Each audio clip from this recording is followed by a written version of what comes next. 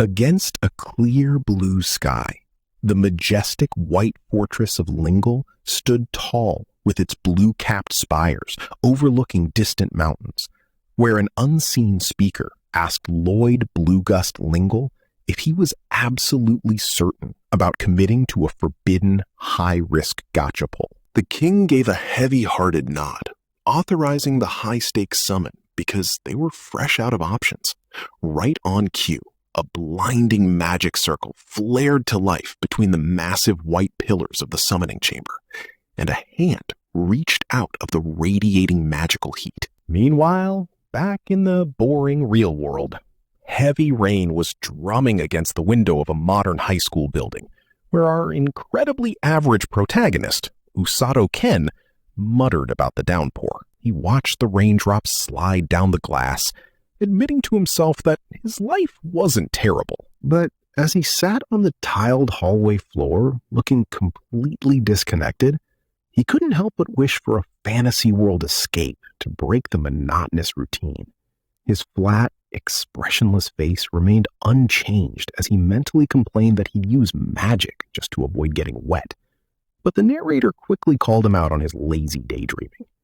Looking at the students huddling under the eaves to avoid the rain, Usato wished for something dramatic to happen. Suddenly, a high school girl with short hair gasped to her friend that the student council's top 2 royalty figures had arrived. Usato immediately sized up the male specimen, Ryusen Kazuki, recognizing him as the perfect, handsome class vice president, and internally wished the guy would just explode already. Standing next to him was the council president, Inukami Suzune, a flawless, legendary beauty who was entirely out of a regular NPC's reach. Usato wondered if the rumors about them dating were true, but he quickly looked away, deciding it was none of his business. That's when Suzune broke the fourth wall of his isolation, turning her analytical gaze toward him to ask if he lacked an umbrella. Usato jumped in surprise, stammering a confused reply. Kazuki, acting like a textbook righteous hero, immediately offered to lend him his own umbrella. Usato stared at it with wide, stunned eyes, asking if it was really okay. Kazuki flashed a friendly smile, insisting they use first names since they were classmates. Usato bashfully agreed, prompting Suzune to lean in and ask if she could call him by his name too. Kazuki beamed, instantly melting Usato's skepticism about popular kids. The poor guy suffered a comedic emotional overload, screaming internally that the prettiest girl in school calling him by name meant he could die happy. Suzune smiled, leading the way out into the storm. As the three walked down the rainy city street, Kazuki asked Usato about his graduation plans, to which Usato deflected, asking Suzune instead. Suzune giggled, admitting she hadn't decided either, which shocked Usato since she was a third year. She stared ahead with a blank gaze, explaining that she effortlessly aces every goal she sets. Walking ahead under her umbrella, she confessed she often felt like a misfit. Catching herself, she turned back to clarify she wasn't trying to humble brag. Usato softened, offering some genuine empathy, which earned him a warm look from the president. Seizing the moment, Usato awkwardly asked if the two were secretly dating, causing Suzune to point at Kazuki in total confusion. They both immediately denied it, explaining they only hung out due to student council duties. Usato squinted suspiciously, but Kazuki defensively tried to deny the relationship. That's when Suzune paused, and Kazuki asked what was wrong. A mysterious gong echoed in the air, prompting Usato and Suzune to look around in confusion, while Kazuki stood there completely deaf to it. Suddenly, a massive magic circle erupted on the wet pavement, causing Usato to lean back in shock, while the student council duo stared down at the glowing glyphs. "A magic circle?" Usato yelled. "What the?" Suzune shouted. Kazuki was in total disbelief, asking if they were on a prank show. As the light intensified, Usato realized the truth and screamed that they were being isekai'd. Kazuki was utterly bewildered, while Suzune yelled Usato's name. But instead of panicking, Suzune's face twisted into an expression of manic unhinged excitement as she realized magic and heroes were real. Usato stared at her in complete disbelief, while Kazuki looked utterly exhausted by her sudden personality shift. As a blinding flash of light consumed them, Usato's final thought was that he was actually going to get along great with this secret weirdo. Inside the grand, white-tiled summoning chamber of Lungle Castle, the blinding flash receded, leaving Usato to slowly blink open an eye against the hard floor.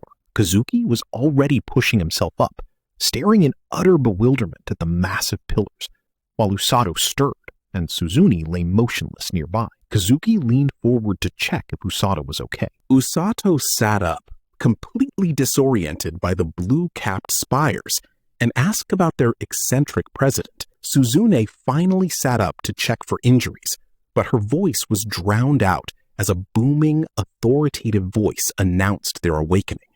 The trio knelt on the white floor, and someone screamed, demanding to know who was speaking. A close-up revealed a man with a large, well-groomed blonde mustache, speaking in a solemn tone.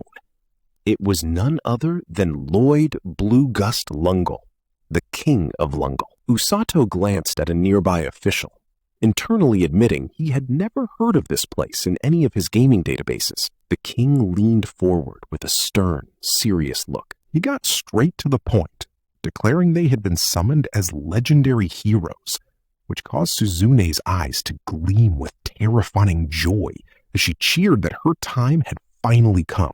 Usato could only blink in confusion, a giant sweat drop forming on his head at her unhinged reaction. Even Suzune paused, looking slightly puzzled by her own outburst. The king explained that the Demon King had revived and was invading, and after barely surviving an attack 2 years ago, they resorted to summoning otherworldly heroes with specialized attributes. He admitted with a heavy heart that they used a forbidden technique out of sheer desperation. Suzune burst into a fit of loud, energetic laughter, forcing Usato to recoil in absolute disbelief. The king stood there looking guilty, while Suzune laughed so hard she completely shattered her elegant student council president archetype. Usato, trying to salvage some logic, asked about the summoning requirements, and the king explained that the magic circle targets specific hero attributes, which triggers a bell sound. Suddenly, Suzune and Kazuki gasped in realization. Kazuki looked deeply worried, pointing out that Usato was the only one who hadn't heard the bell. A blonde knight gasped in shock as the king yelled in disbelief, realizing they had accidentally kidnapped an innocent bystander. Usato stood frozen, staring at his sneakers as the crushing dread set in. The king rubbed his forehead in extreme stress, apologizing that the summoning was a one-way trip and they couldn't send him back. He offered a somber apology for ruining the kid's life. That's when Kazuki snapped, screaming that this was absolute bullshit. Kazuki gestured wildly, yelling about their loved ones waiting at home, while Usato tried to calm him down. The king, standing in his fur-trimmed cloak, solemn and desperate, begged them to lend their strength to protect his world. He promised he would search for a way to return them. Then, the monarch shocked everyone by dropping to the floor and bowing deeply. The boys stood rigid, sweat drops on their faces. Kazuki looked over at his companions, his brow furrowed in anxiety. They stood behind the massive, cloaked figure of the bowing king. The king's face was obscured by shadows, and Kazuki sweated as he struggled with the choice. "I understand. Please raise your head," Kazuki finally agreed, playing right into the standard fantasy protagonist script. The king raised his head in gratitude. Meanwhile, Suzune was back to laughing silently with a broad smile, prompting Usato to realize that the president was enjoying this fantasy nightmare way too much. He stared at her, completely exasperated. In the castle's glowing aptitude measurement room, Welsie, the court-assigned mage with glasses, welcomed them with a warm smile. She gestured toward an ornate pedestal holding a crystal ball, explaining that touching it would reveal their magical element. She gave a quick tutorial on basic elements like fire, water, and lightning, as well as utility magic. Wellesley then invited Kazuki to go first, catching the popular guy off guard. Kazuki stepped forward hesitantly, with a sweat drop on his cheek. The moment he touched the sphere, a blinding white light erupted, making Usato and Suzune gasp. Wellesley beamed with professional pride, announcing he wielded the ultra-rare light element. Kazuki stared at his hand, questioning if he was just supposed to blind people with flashbangs. Suzune went full anime weeb, waving her arms and yelling that he should fire lasers or summon a giant light sword. Usato sighed heavily, pressing his hand to his forehead to stop Kazuki from taking her literally, internally complaining that the president had been acting incredibly dangerous since they arrived. He turned to yell at her, while she just smiled smugly, completely unfazed by his sanity checks. Wellesley recorded the data, explaining that the light element is the ultimate anti-demon weapon, reserved only for the chosen few. Suzune stepped up next with absolute confidence, and Wellesley invited her to try. The moment the president touched the crystal, it crackled with electrical energy and glowed bright yellow, prompting Wellesley to announce she possessed massive mana pools and a lightning element. Suzune smiled in triumph, while Usato offered a warm, supportive remark. Finally, Usato stepped up, hesitantly asking if he could get his stats checked too. But the second his hand made contact, a massive eruption of emerald green light exploded from the sphere, causing Suzune and Kazuki to admire the pretty gem-like color. Usato tilted his head, naively wondering if green meant he could control plants or play a druid build. Suddenly, Wellesley's face turned pale blue with pure, unadulterated horror as she clutched her chest, prompting Usato to ask what was wrong. Instead of answering, Wellesley panicked, lunged forward, and bolted out the door at sonic speed to report the catastrophic news, leaving Usato yelling in utter confusion. Inside the king's private office, Lloyd and his advisor are suddenly startled by a violent crash at the door. Wellesley bursts into the room in a state of utter hysteria, screaming the king's name. The king demands to know if she has the aptitude results, while Wellesley points back at the students, specifically at a heavily bandaged and exhausted Usato. The king's face falls as the room's atmosphere turns incredibly heavy. He nervously asks if Usato rolled something cursed, like dark magic. Wellesley drops the bombshell. The crystal glowed green. She confirms Usato is a rare healing magic user, sending the king stumbling back in absolute shock. Usato sits up, completely clueless about why healing is a big deal. Wellesley explains that while basic mages can apply minor status condition cures, real healing magic is an ultra-rare cheat skill. The king breaks into a cold sweat, muttering that they must hide Usato because that person cannot find out about his build. Right on cue, panicked knights smash open the doors, screaming that Captain Rose is requesting an audience. The staff immediately loses their minds, telling Usato to hide. A blonde knight grabs Usato to stuff him into a hiding spot before Rose finds him. Too late. An overwhelmingly terrifying presence enters, and Rose steps into the room. Clad in a military field uniform, her long, reddish-brown hair commands instant authority. She asks if the heroes have arrived, her eyes instantly locking onto the group. She notes the sweating king, who nervously claims Rose should be on her day off. Rose just smirks, smiles, and dismisses the concept of rest. She looms over Usato, bluntly demanding to know who he is. The king frantically lies, claiming Usato is just a useless, unlucky civilian who got dragged along. Rose towers over the trembling boy, demanding his name, and Usato stammers it out.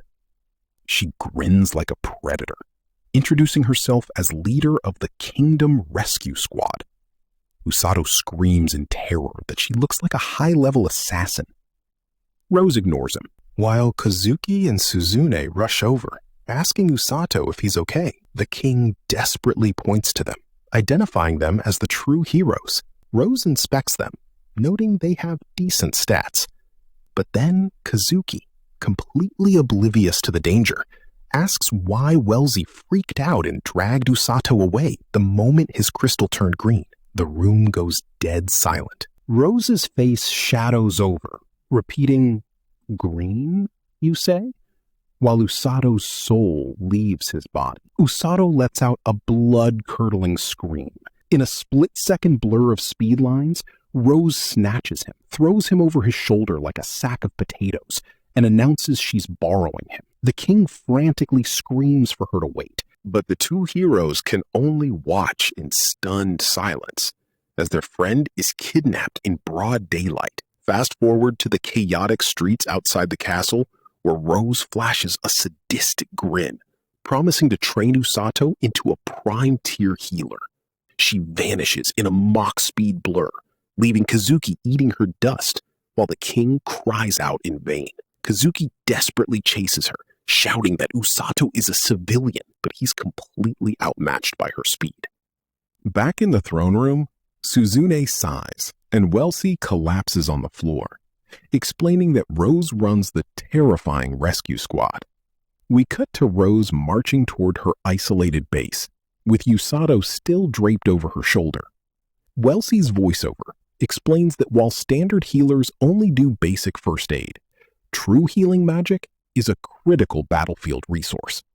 A senior knight warns the heroes that Rose's training methods are borderline illegal. The king shudders, and the senior knight awkwardly hesitates, admitting her training is pure hell.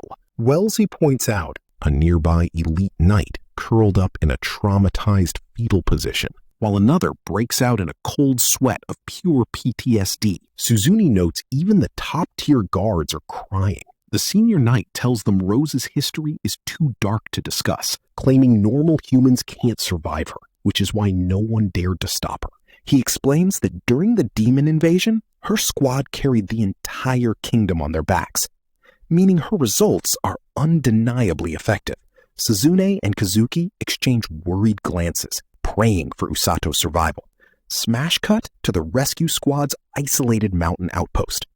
Usato gets dumped on the pavement, tripping over his own feet as Rose declares they've arrived. Usato sits on the floor, looking up at Rose in absolute dread. He takes in the quiet entryway and tries to convince himself it's just a normal hospital. Suddenly, the floorboards shake as a wall of massive, scarred muscle heads surrounds him. Usato screeches, assuming he's being raided by high-level bandits. Instead, the meat shields roar a welcoming salute to Rose, leaving Usato in a state of sweating shock. Rose asks for status reports as Usato realizes these giant bouncers call her Big Sis. Usato shrieks in terror, and Rose introduces him as her new recruit, ignoring Usato's internal screams of "no thanks." The squad introduces themselves.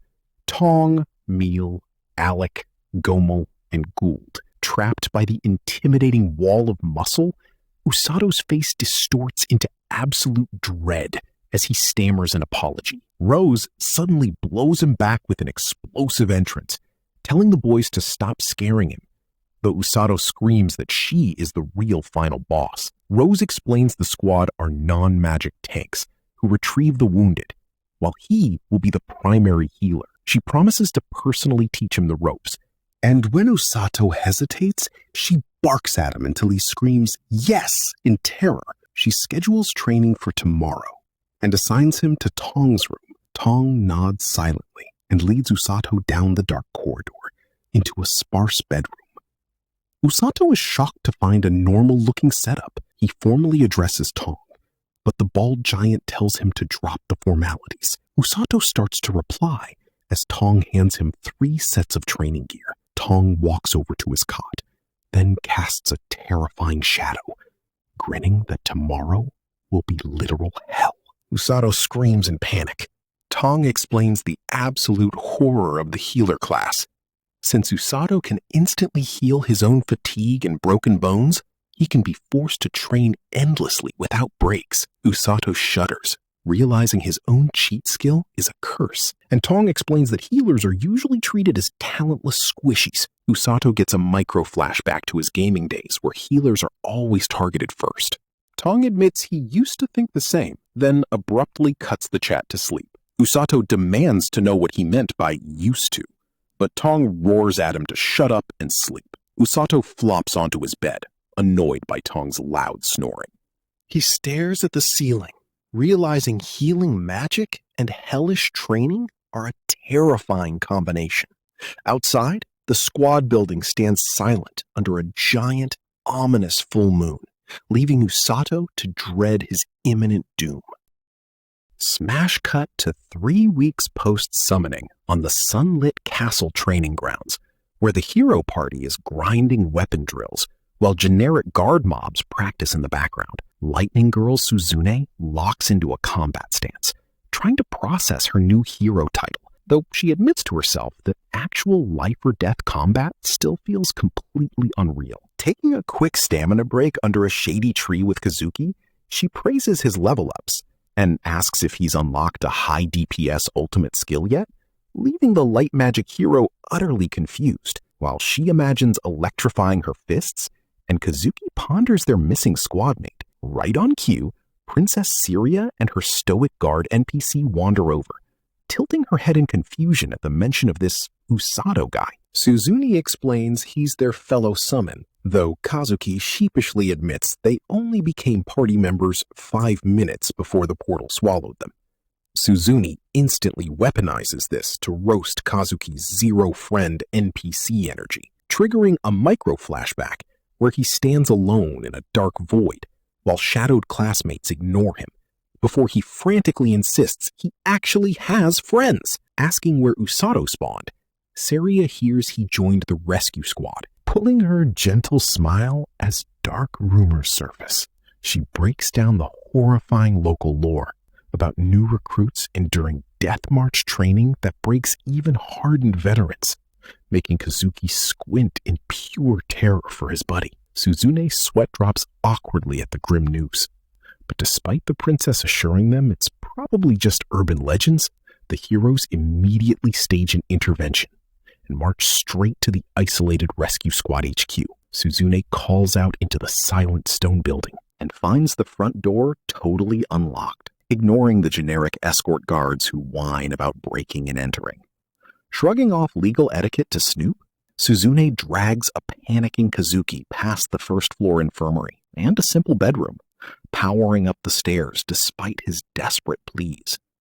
They burst into Usato's candle-lit room, where Suzune instantly loots his personal diary off the desk, like a rogue raiding a chest. Kazuki tries to play moral compass, arguing Usato left it out because locals can't read Japanese thanks to the system's verbal-only auto-translate spell. But Suzune hyper-focuses on the drama and opens it anyway.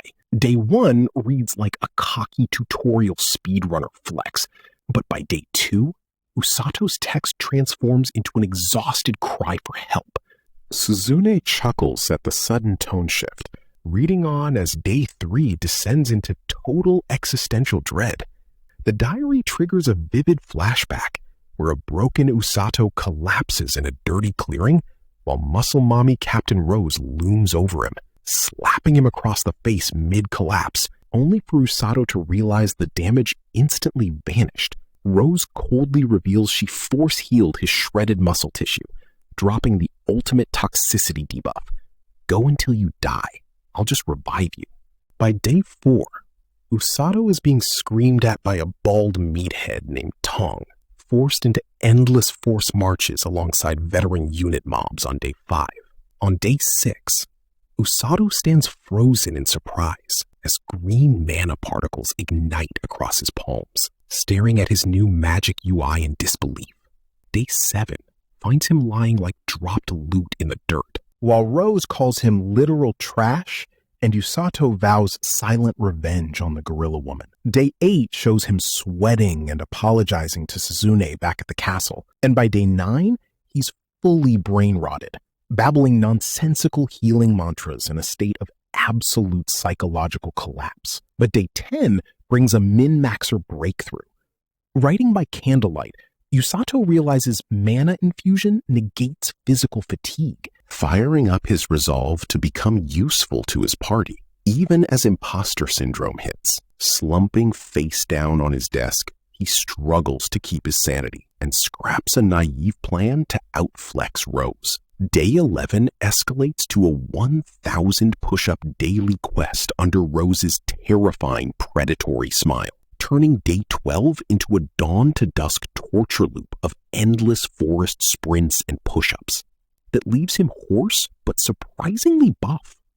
Day 13 equips heavy spherical waist weights, and day 14 sees his lunch stolen by Tong, igniting an unforgivable rivalry. By week 2, Usato plants his sneaker into the dirt with a shift in momentum, realizing his passive stat gains have rendered the torture weights totally trivial. Moving out to the castle's rear training grounds, Kazuki narrows his eyes, suspecting Usato is being brainwashed by the rescue squad cult. Interrupting his thoughts, an armored guard yells for Kazuki and Suzune, leading Suzune to lean over the stair railing to ask what's wrong.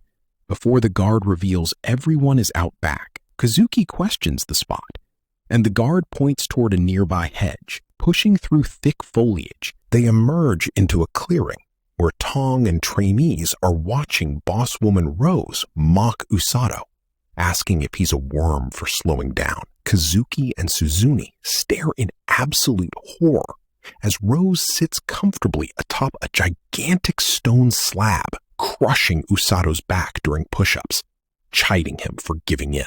Usato grits out a defiant response, asking who she's calling a quitter. So Rose tells him to drop the front. Accused of clicking his tongue, Usato stands up free of the stone and sheepishly scratches his cheek, remarking she felt surprisingly light, leaving Suzune totally confused.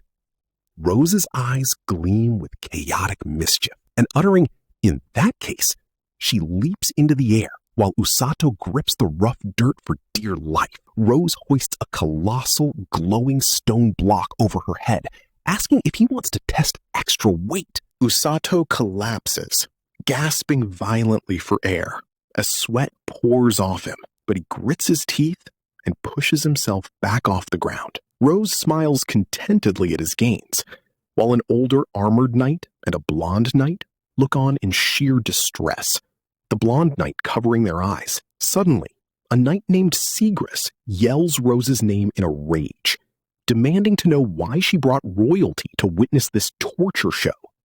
Gesturing aggressively, he accuses her of destroying the kid's future. Rose moves at blinding speed, appearing behind Sigris in a chokehold, telling him to back off as he screams. Gripping his collar, she coldly warns him not to force his knightly values onto her squad, releasing him while declaring Usato will become her right hand, a title that causes Kazuki and Suzune to gasp. Right hand? In complete disbelief. Rose ignores them and proudly calls Usato an amazing find who refuses to yield. Sigris frowns, calling Rose a damn lunatic, while an older bearded knight mentions the king wants her back in the army, though Rose casually points to her broken eye to prove she's unfit for normal service. Sensing a battle, Sigris advises Princess Saria to fall back to the front, warning her to stick close to Kazuki. Rose playfully pinches Usato's cheek, calling him this thing, until Usato screams at her to stop using degrading nicknames. Gazing at the bright sky, Rose calls for a lunch break. Princess Saria approaches the flustered Usato to check if he's okay, introducing herself as Saria Blue Gust Lingle. Usato's eyes go wide as he stammers, "Sama?" Realizing she's the king's daughter, before Saria warmly invites him to just call her Saria. When Saria asks about the main hero group's training, Kazuki and Suzune sweat guiltily and look away, unable to admit their hero drills are basic compared to Usato's nightmare regimen. Suzune, however, gets completely distracted by Usato's physical transformation, yanking his shirt collar up to expose his ripped abs while Usato recoils in surprise. Suzune analyzes his build, realizing continuous healing magic instantly repairs his muscle damage, granting him superhuman endurance and strength. Leaning in, she presses her hand against his chest, asking to touch his gains more, leaving Saria and Kazuki watching in total bewilderment. Usato blushes furiously, panicking and shouting, "You can't," while asking why she's suddenly so hyped. Sitting down in the clearing, Saria asks if this torture menu is everyday life, and Usato reflectively admits today was actually on the easy side. Kazuki stares in shock, asking if it isn't tough, to which Usato admits it's tough as hell, and he wanted to rage quit many times. Now, sitting together in the rescue squad training clearing, Usato stands centered while cupping a glowing green orb of healing magic between his hands, admitting he went through total hell thanks to his healing magic, but with a content smile adds that despite the terrifying captain, training is actually kind of fun, and life here isn't so bad. Suzune narrows her eyes, noting it's a bit noisy, before her expression softens into a genuine smile as she tells him he's amazing for already finding his spawn point and place to belong. Usato gets flustered, rubbing his neck and insisting he's just grinding so he doesn't become dead weight to the party, which causes Kazuki to dramatically gesture in shock, while Saria watches quietly. Usato laughs heartily, declaring his pride won't let him sit idly while the main hero team fights the Demon King. Suzune keeps a serene yet mischievous gaze, asking him to come save her when she's in trouble, which causes Usato to recoil in total shock and scream about what kind of character she sees him as, while Kazuki looks on completely bewildered by the sudden romance anime vibe. Heavy footsteps herald the arrival of bald meathead Tong stomping into the clearing, proudly holding a small paper bag while declaring that the great, kind him brought Usato's food. Usato's face instantly contorts into rage as he screams at the blockhead to remember stealing his lunch a week ago.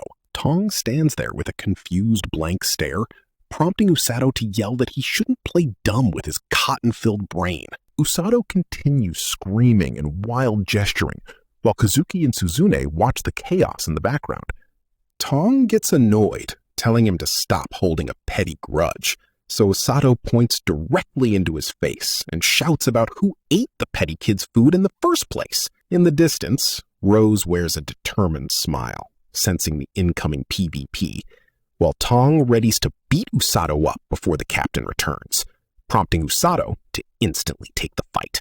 Usato leaps dynamically, throwing a solid punch into Tong's chest with the mindset that striking first wins, while Kazuki thoughtfully notes this wild brawl is just Usato's daily routine.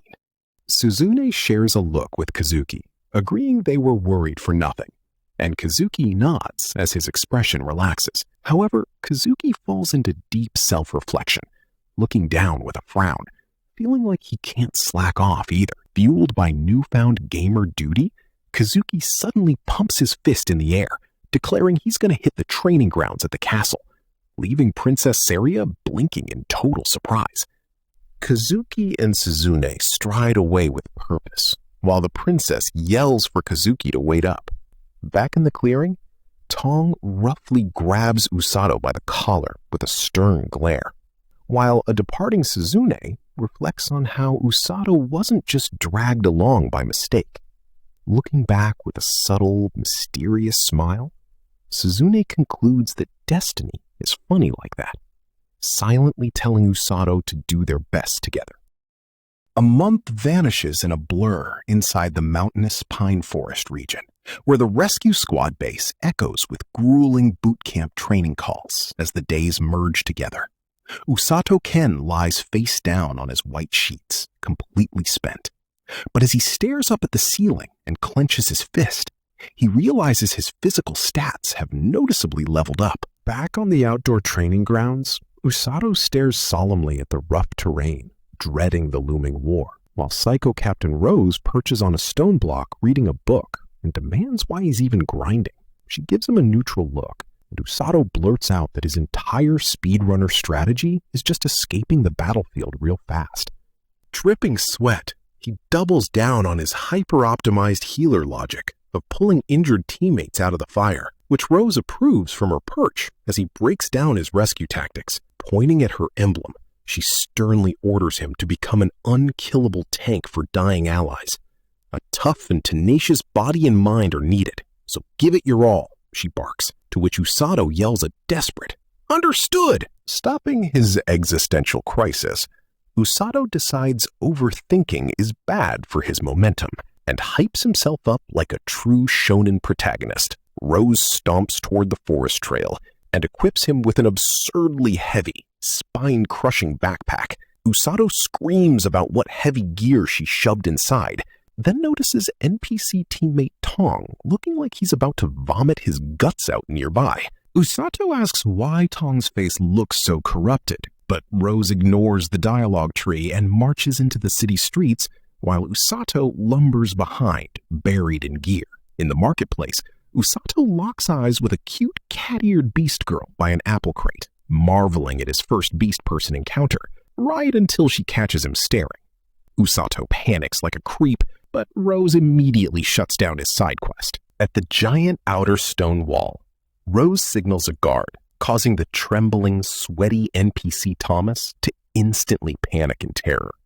Rose drops a shadow death stare, announcing a little field trip outside, forcing Thomas to instantly open the gate before he gets sent flying into low orbit. Usato double-checks if they're really entering the high-level monster zone, as Rose locks her predator eyes at the kingdom border.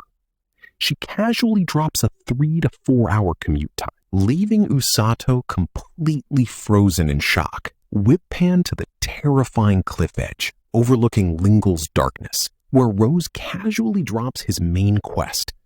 Go solo hunt a grand grizzly boss, and don't come back until it's dead. Usato's mouth hits the floor as he rants about how a century-old apex predator will kill him, accusing her of pure hatred. Rose gives 0 points for his lore dump, finding his outburst to be a massive pain. Fast as lightning, she nabs him by his shirt collar, dismisses his panic by saying boss fights should be easy for him now, and yeets him off the cliff face. Usato flails and screams bloody murder as he tumbles down the vertical drop, leaving Rose standing alone on the precipice, coldly whispering, "All right." Smash cut to midair, where Usato tumbles toward Lingle's darkness while instantly accepting his absurd cause of death, his face morphing into pure horror as he hits max velocity. Boom! He slams straight through the upper tree canopy, snapping branches while screaming in protest. Speed lines blur his vision as the ground rushes up like a bad collision mesh, forcing him to smash his full-body heal magic button to cushion the impact. Earth comes at him fast, and he hits the dirt with a thud, barely surviving thanks to hotbar magic. Sitting up against a boulder, he thanks God he didn't instantly ragdoll and breathes a heavy sigh for surviving a dumb death. Too bad a thunderous roar immediately shakes the clearing, sending him into alarm mode, right before a gigantic bear paw smacks him into the air. Realizing it's a giant white grand grizzly, Usato panics as the boss monster rears up. He turns around and books it, praying his agility stat holds up while the monster aggroes hard behind him. Going through his emergency survival checklist, he realizes playing dead or using a bear bell are off the table. Boom! Another hit sends him flying, making him question if his month of bootcamp hell was all for nothing. A terrifying vision of dark haloed Rose appears in his mind, threatening extra laps if he quits, giving him just enough rage to turn around and challenge the bear one-on-one, except 2 more angry blue bears pop out of the bushes, causing Usato to cancel his attack stance and run like hell again, screaming about how cheap it is for mobs to stack like Matryoshka dolls. He leads a whole aggroed pack of multicolored bears through the forest. Recognizing the blue ones as sub-boss blue grizzlies, he looks for an evasion route and runs straight off a precipice into a gigantic waterfall.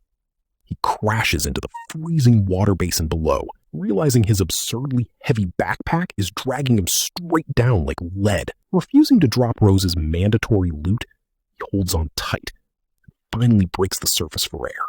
Dragging his soaked body onto the sandy shore, he groans in total pain, only to freeze when he spots a dark-furred rabbit mob staring at him. He backs off cautiously, shouting inside his head about monster encounters, until he spots a bloody gash on the bunny's leg. The little rabbit squeaks, so Usato channels his heal magic and gently casts a green aura over it. He pats its head, warning it not to take any more damage, while the bunny twitches its radar ears in response. Suddenly, the rabbit leaps directly onto his shoulder, making him flinch. Sensing a shift in the atmosphere, Usato looks toward the cliffs and gasps as the danger meter spikes. He dives flat into the tall grass along the riverbank to break line of sight, holding his breath while the wind whistles, hoping the waterfall erased his smell. Watching the bears wander cluelessly on the upper ridge, he breathes a sigh of relief, thanking his new shoulder-mounted radar bunny. But looking up at the drifting clouds, he admits he has zero shot of beating that boss mob head-on. Still, he opens his inventory anyway, unzipping the heavy backpack to find survival gear, a knife, and 0 fire starters. Inspecting his canteen, he realizes he drank unsterilized river water, instantly triggering a nasty nausea debuff. Smash cut to Usato curled up in the dirt in a fetal position, spamming self-heals for stomach flu, while the bunny helpfully holds his water canteen.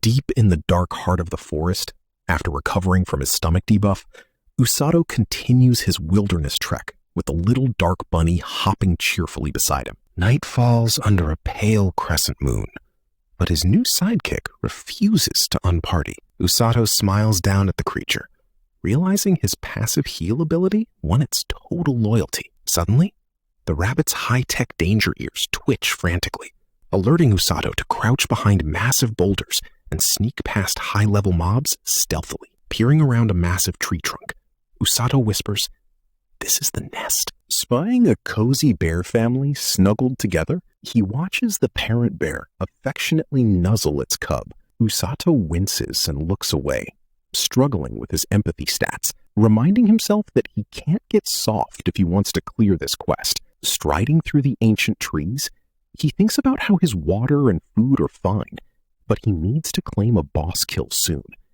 Right on cue, the radar bunny freezes in total panic. Usato tenses up, shouting, "Is it them?" Out from the canopy drops a colossal, thick-bodied giant snake, looming right over his head. Usato gasps at the absolute unit of a serpent, screaming about how this secret raid boss wasn't mentioned in the patch notes as he bolts through the woods. He skids to a hard halt in the dirt as the bunny gives another danger ping, stumbling upon the massive, lifeless white carcass of the grand grizzly. Usato stares in absolute disbelief at his dead target, piecing together that the giant snake stole his kill.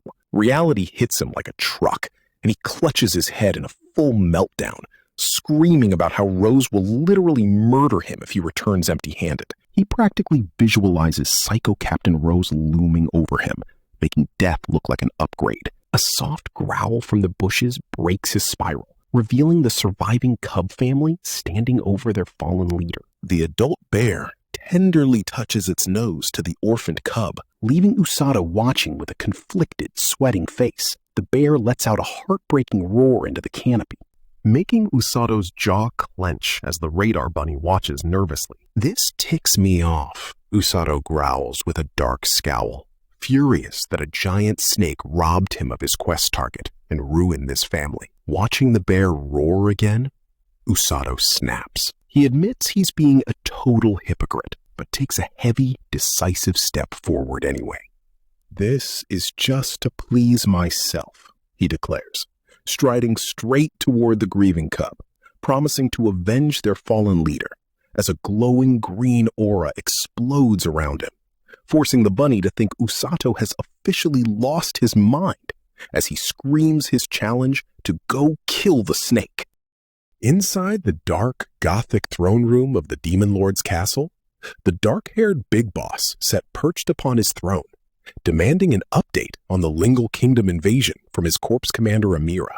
Kneeling with military precision, Amira reported that their battle preparations were moving right on schedule and promised their forces would be advancing real soon.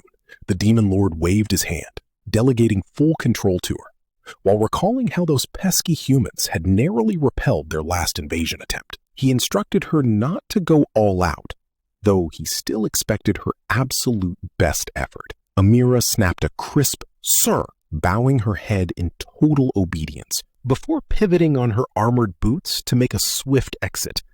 The second she hit the stone corridor, she let out a massive sigh of relief about how terrifying the boss was, only for the Demon Lord to casually tease her through the door for complaining.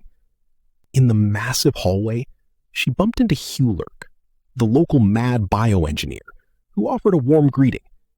Amira teased the monster professor about his projects, making him whine about the goofy nickname before he confirmed his work was complete. He bragged that his 70-second prototype, a colossal venomous serpent named Balzanak, was a total masterpiece. Amira gave him a legendary side-eye, asking why every single prototype shared the exact same name, and reminding him that the last Balzanak was clobbered by Captain Segrist during their previous failed raid.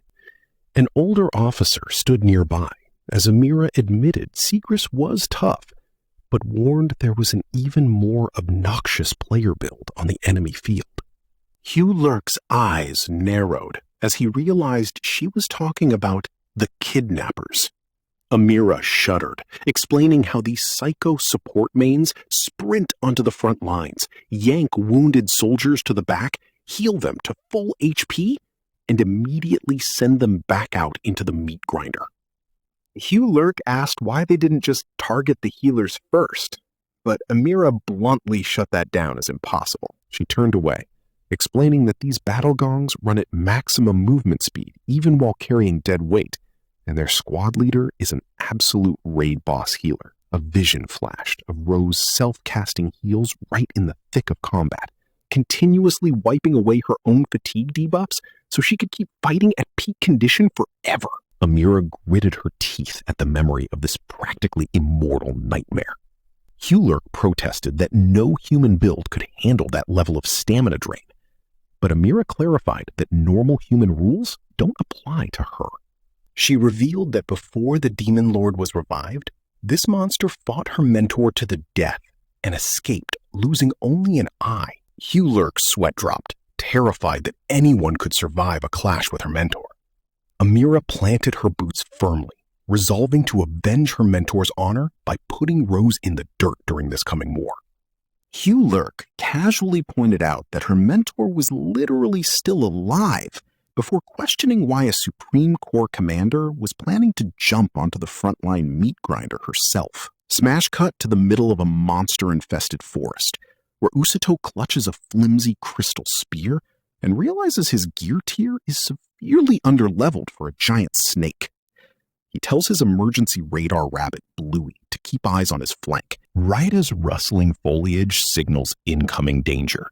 The bushes explode, prompting Usato to raise his spear while Bluey clings to him in sheer terror.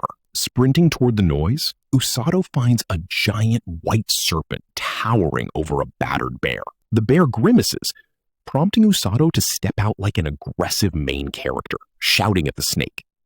He unloads Bluey onto a branch and freaks out over the massive boss health bar. Channeling his trauma from Rose's brutal training regime, he leaps into the air and lands a heavy spear strike on the snake's skull. He screams that this worm is nothing compared to his monster boss, standing right in front of its gaping maw. Boom! The snake violently slams him back. Usato recoils, refocusing his adrenaline, before stabbing furiously into the scales while yelling at the stupid monster. He tries to pin it, but the snake whips its coils. Before he can drive the spear deeper, a massive tail sweep connects. Usato winces from the blunt impact and goes tumbling through the dirt. Sliding to a low crouch, he analyzes the tail whip mechanics and forces a cocky grin. The serpent blasts him backwards again, but Usato screams that basic attacks won't faze him as he rocket jumps through the air. Drawing his last remaining hunting knife, He calculates a fast flank into the serpent's right blind spot. He stabs deep, but his eyes widen in panic as the snake reads his movement. Pressed against its icy white scales, he realizes he fell right into a trap as the coils constrict around his torso, wringing a scream of agony from his lungs. Gasping for air, he glares straight into its slitted eyes and roars curses at the bastard. With his knife hand still pinned against its hide, he threatens to blow up its jaw while the snake tightens its crushing death hug. Suddenly, the viper sinks its poison fangs deep into his forearm. The venom burns into the wound. Usato collapses onto his back, panicking as his left arm goes completely numb. His vision turns pitch black despite his emergency magic spam, locking his entire body in place. He spots the creeping dark veins while the monster stares down like a victorious toxic player. Usato curses its cheap venom mechanics, but calculates a quick counter strategy. He just needs to cast internal healing magic fast enough to flush the debuff out. The snake flings his limp body through the air, but the injured bear leaps in out of nowhere to tank the hit as a meat shield. Usato gasps in shock as the bear snarls at the serpent. Usato screams, "Leave it to me!" and jumps straight back into action. The giant serpent immediately body slams him through the air again, pinning him flat into the dirt. Usato taunts the creature from beneath its weight, screaming that he won't be shaken off. Fueled by pure, unadulterated rage, he delivers a brutal, heavy-hitting downward punch to lock it in place. Blood splatters across the pale scales, while a random girl watches the madness in utter shock. Usato grabs a wooden spear and lunges, impaling the creature with a decisive strike. The serpent writhes in pain as Usato growls in savage fury under the grumpy gaze of the bear. Usato lets out one final psycho scream to die already. Right as the snake takes its final breath, Usato falls backward, panting heavily on the dirt. Realizing he actually cleared the boss fight, he looks at his furry battle partner, growling softly beside him, and murmurs that he successfully avenged its fallen leader. The bear stares down. Usato points out the bear is officially a solo player now, and tries to give a brief motivational speech, assuming it can handle the wilderness alone. Suddenly, an even louder, ominous hiss echoes through the trees, causing Usato's pupils to shrink in sheer horror. A second giant serpent appears, looming over his helpless frame. Usato's body freezes up entirely. He is completely out of mana, unable to heal, and totally helpless. The massive serpent coils over him. Usato yells at Bluey to run for its life, right as a massive blob-like monster crushes him into the dirt, making him accept his grim death. As his consciousness fades, he thinks of Kazuki, Inugami, and his crazy boss Rose. In a mental vision, Rose stands smugly, while Usato mentally snaps, blaming this whole nightmare on that brutish, violent, middle-aged woman. The monster presses him deeper into the dirt, while Usato uses his hypothetical final breath to curse that freakish ogre to hell. Right there in the wrecked forest clearing, a sudden shockwave shattered the air as Rose casually dropped in, obliterating the monster in a single strike. Surveying the wreckage, Rose complained about what a mess Usato made, and remarked he'd have been better off dying quietly, leaving Usato and the bear staring in absolute distress. She smiled, giving him a quick, "You did well," prompting Usato to scream, "Rose-sama?" in disbelief. Rose gestured to the little rabbit Kukuru perched on her shoulder, admitting things would have gone bad if her spy hadn't alerted her. Usato recognized the rabbit and realized Kukuru was her pet spy the entire time, meaning his whole rescue quest had been a staged test.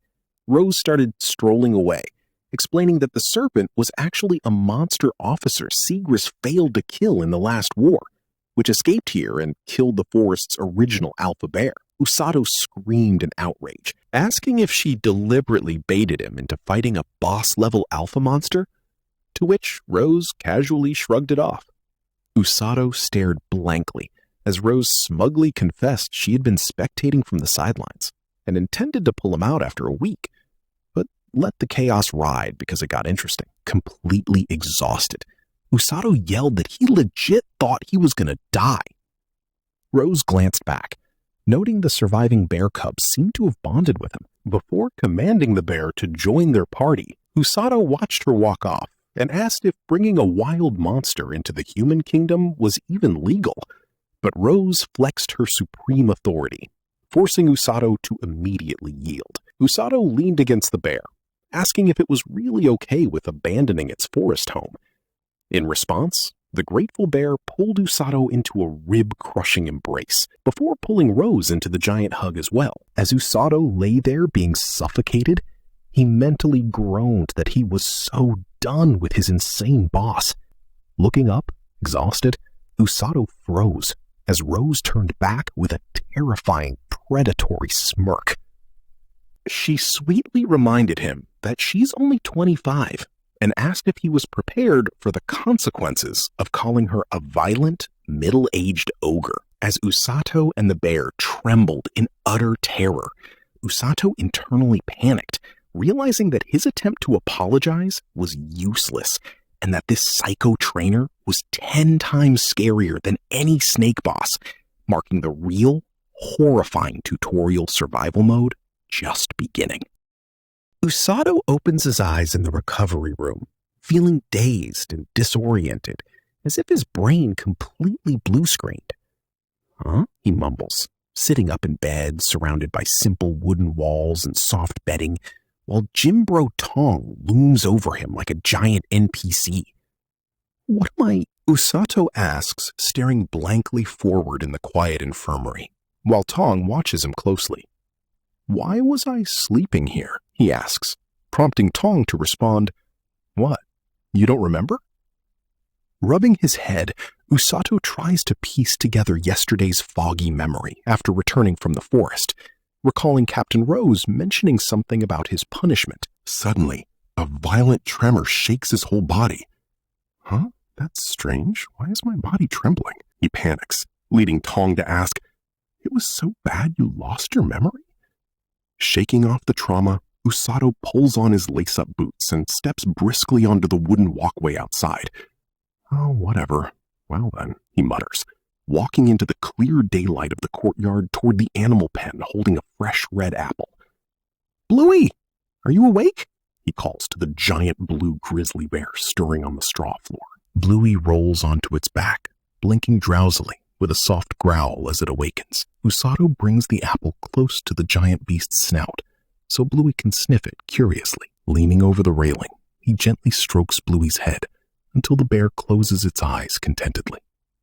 Good boy. Usato coos, sinking his fingers deep into the thick, soft blue fur. He chuckles over combining Blue and Yi to name his new buddy, a creepy, overly satisfied smile spreading across his face. What nice fur. He purrs until Captain Rose approaches in her white coat, posture firm and authoritative.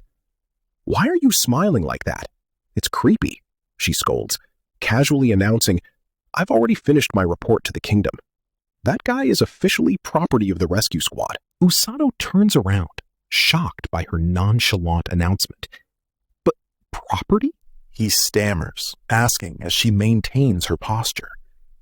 By the way, how dangerous was the Grand Grizzly exactly? Inside the pen, Bluey play bites Usato's hand with its massive jaws. Isn't that great, Bluey? Usato laughs. Are you play biting now? Rose glances down sternly at the playful scene. Even a few battalions of this country's elite guard wouldn't stand a chance against it. She deadpans, causing Usato to freeze in disbelief. Huh? He blinks. But Rose adds, in terms of strength, it's slightly weaker than Seagrass. What? Usato shrieks, making Rose's face twist in irritation as she yells down at him. It's the most dangerous creature in Lingle's darkness, after all.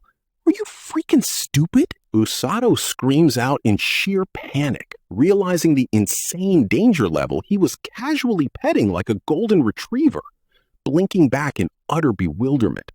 "Come again?" he squeaks, while Rose surprisingly offers a rare, "I'm sorry." Shortly after, Usato lies flat on his stomach, panting heavily on the dirt path of the training area, while Rose stands over his exhausted body. "Anyway, you passed this time around," she states. "Even though your target was stolen, you were able to corner that monster. Therefore, you have the qualification." Usato pants. "The qualification?" Unexpectedly, Rose lies flat on her back beside him, staring at the sky, while Usato looks over in awe. "To stand on the same battlefield as me," she says, turning her head. "Your basics still need work, but you've achieved something that the other healing magic users haven't." Usato asks, "Something else?" She gestures toward his stretched out legs. "The physical ability to run around the battlefield." She notes, then glances at his chest. "A body that can withstand pain." And Usato's eyes widen as she finishes. A tenacious spirit, a proud smile appears on Rose's face. "Be proud," she adds.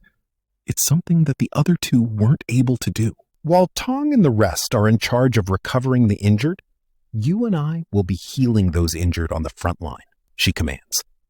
Usato recoils back violently in sheer horror. "The front line? Me?" he yells.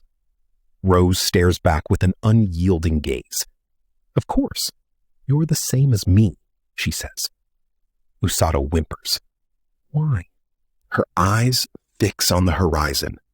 "The demon army is approaching," she warns, explaining that the demons will target her directly.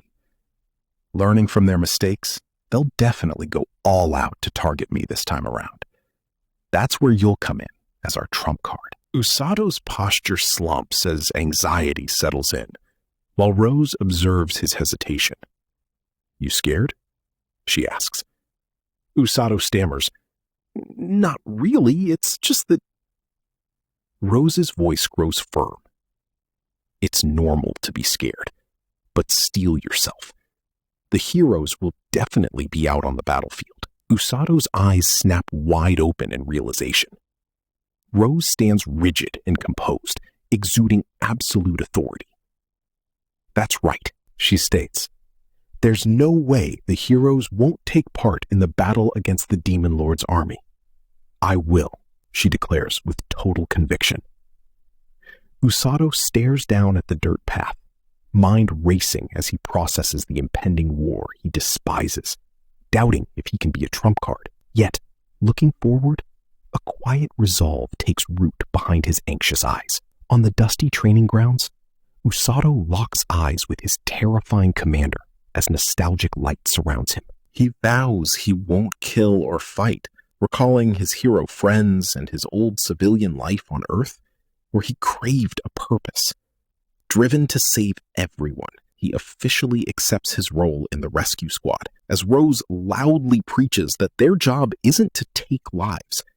She orders him to steal people from death and prove his ideals, prompting Usato to let out an intense, "Yes, Captain!" Boom. Boot camp instantly resumes, with Rose strapping the massive grizzly Bluey onto Usato's back like a 1,000-pound backpack. Usato pushes through the dirt while Rose commands him to treat the bear as a live patient and screams at him to stop dragging his ass. Usato roars, "Roger!" realizing his forest survival min-maxing gave him a massive stat buff. 2 hours in, he's sweating buckets, while Rose berates his pathetic speed. Sweat pours off him as he hoists Bluey, but Rose looms over him, yelling that he's too slow. He collapses under the bear's weight, and by hour 4, Rose literally starts pelting him with rocks to force him up. Trudging along under the heavy load, Usato recoils as Rose teleports in front of him, sending him crashing to the dirt completely spent. Rose explains that carrying a living patient triggers psychological stress debuffs that drain stamina twice as fast, gives his cheek a firm pat, and orders him to make city runs his main afternoon routine. Usato clutches his stinging cheek and thanks her, before Rose warns him not to slack off while she handles official business, leaving him staring blankly at the castle towers rising in the distance. Meanwhile, deep inside the royal castle's grand throne room, Rose steps up to meet the king for a top-secret debriefing. Rose's heavy footsteps echo as she announces, "I have arrived, Lloyd-sama." To which King Lloyd replies, "Sorry to make you come all this way, Rose." Seated on his throne, King Lloyd brings up Suzune's practical training, but Rose interrupts, stating Usato is still in training and cannot tag along. The king's brow furrows as he reports a disturbing update.